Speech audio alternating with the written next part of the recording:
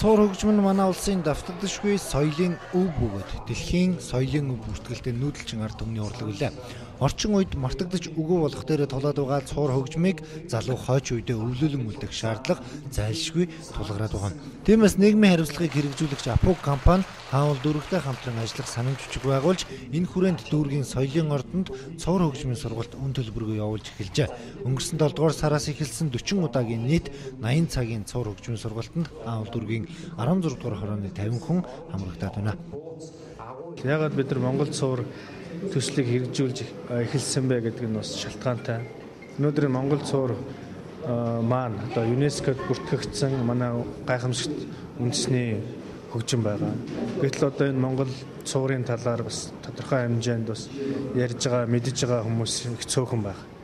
Энэ бүх нөхцөл байдлыг үндэслээд бид нар энэ хаанвал дүүрэг дээр байгаа ерөнхий боловсролын сургуулийг түшиглэж хаанвал дүүрэгтэй хамтарч энэ Монгол цуур төслийг 7 сараас эхэлж хэрэгжүүлж байгаа. Өнөөдөр одоо 4 сарын дараа бид эхний үе шатынхаа байдалтай бол танилцж байна.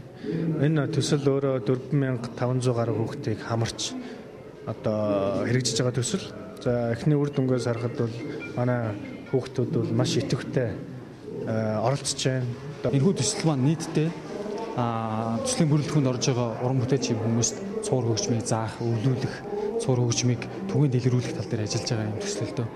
За нийтдээ одоо 4 сарын туршид бол хаанвал дүүргийн соёлын ордон дээр 50 хүнийг 50 одоо яг энэ цуур гэдэг энэ хөгжмийг цаашаа өвлөөд явах болцоотой боломжтой юм. Жишээлбэл одоо хөөмөлдөх хүн, морин уур тоглодог хүн дээр дайвар хөгжим болгож бас давхар сургаад үнийгээ шав сургуультаар цаашаа үргэлжлүүлэх юм зорилготой юм төслийг хэрэгжүүлээд явж байгаа.